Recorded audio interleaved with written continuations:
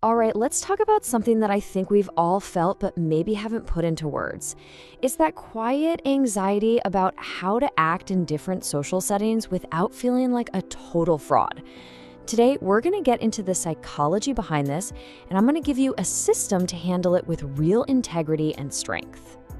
I mean, just think about it for a second. At work, you're on point, you're professional.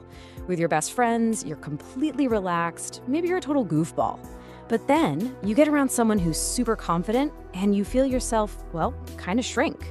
Or you're with quieter people and suddenly you feel like you have to be the one to dominate the conversation. We all do this. It's universal. And that is the question, isn't it? The one that can kind of mess with your head. Is one of these versions the authentic one? Are you just being fake the rest of the time? Look, that feeling of confusion is totally normal, but it's built on a complete misunderstanding of what authenticity really is. So let's just reframe this whole thing. What if changing your behavior to fit the room isn't a weakness? What if it's not a sign that you're fake, but actually it's a sign of a highly developed social skill? What if it's a type of intelligence that lets you connect with pretty much anyone? And that's exactly what we're going to cover. I'm going to give you a clear, practical framework so you can walk into any social setting and feel confident. You'll learn how to be flexible in your actions while staying completely solid in who you truly are. So, first things first, let's unpack this fear.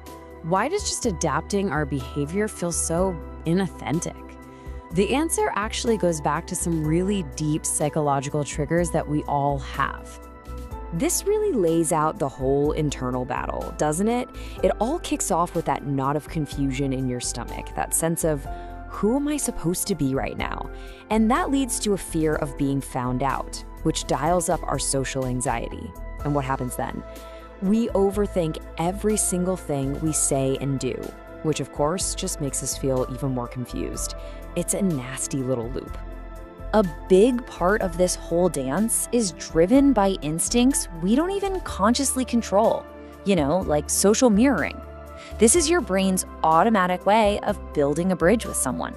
It sees them lean in, so you lean in. It's a subconscious handshake, your brain saying, hey, I get you, we're on the same team. And this all traces back to our ancient tribal psychology. Social mirroring is for connection. Then there's status calibration. That's our instinct to quickly figure out the social pecking order so we don't step on any toes.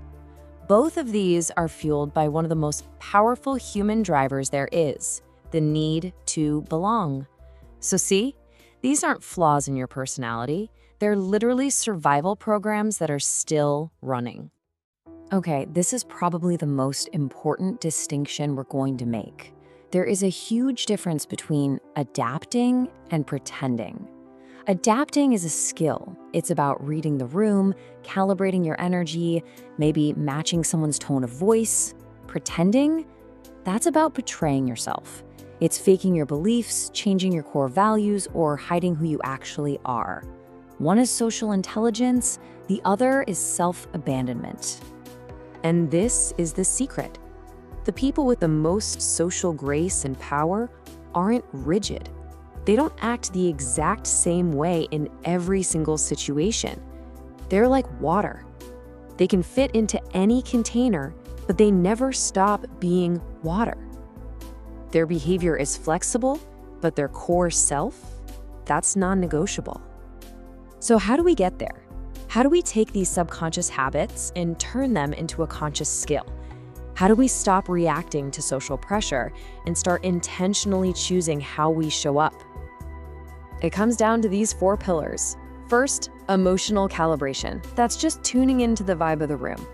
Then, energy matching, meeting people where they are, whether they're super hyped up or quiet and calm. Context awareness is just knowing the unspoken rules. Are we at a funeral or a birthday party? And finally, frame control. This is the big one.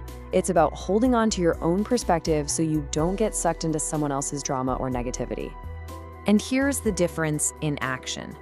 The weak way to adapt is reactive. It's driven by anxiety. You either shrink and try to become invisible, or you puff up your chest and try to dominate. But the strong way, the intentional way, is driven by awareness. You consciously choose to adjust your energy. You control the frame. It's calm, it's confident, it's a choice. And I want you to really let this sink in. Being flexible enough to change how you communicate is a massive strength. But being so unstable that the room dictates your mood, your opinions, even your identity, that's a weakness. There's a world of difference between the two. Okay, so this is all great in theory, but how do we actually do it? Well, I want to give you a simple but really powerful framework we call the core and layer model. Think of this as your personal operating system for being both authentic and adaptable. It's actually pretty simple. At the very center, you've got your core identity. This part never ever changes. Then, wrapped around that, you have your social layer. This is the flexible part. And the bridge between them is your awareness filter. That filter is your social intelligence in action. It's what reads the room and decides how to adjust the layer without ever messing with the core. Now, let's be really clear about what your core is. This is the bedrock of who you are. It's your principles, your internal compass of right and wrong. It's your personal boundaries, what you will and will not tolerate. And it's that foundational respect you have for yourself. This stuff is completely non-negotiable. And then there's the social layer. Think of this as your user interface with the world. This is the stuff that can and should change depending on the situation. Your tone of voice, your energy level, the kind of humor you use, how deep the conversation goes. Adjusting these things doesn't make you fake, it makes you socially skilled. If you only remember one thing, let it be this. Your real authenticity isn't found in acting the same way all the time. It's found in the consistency of your core values over time. Adaptability is just how you skillfully express that authentic core in different situations. Now, it's really important to see this for what it is. This isn't about learning some cheesy charisma tricks or weird pickup lines. This is about building a solid internal system that changes how you show up in the world from the inside out. You see, the whole point of the core and layer model isn't just to help you be smoother at parties. It's a system for building self-worth that comes from you, not from other people's approval. It's about getting a handle on your own emotional state. And ultimately, it's a tool for real, deep, long-term personal growth. You know, so many of us have this idea that confidence means being the loudest person in the room, but it's not true. Real social power isn't about volume, it's about calibration. It's the ability to be exactly what a situation calls for, no more, no less, all while being guided by your own solid internal compass. And this is really the bottom line. If you change your core values just to get people to like you, you will lose yourself in the process. But if you learn to strategically and consciously adjust your energy, your tone, your approach, that's how you connect with people. That's how you build real rapport and expand your positive influence on the world without ever forgetting who you are. So what's the next step? Well, we're going to go even deeper into the dynamics of social status.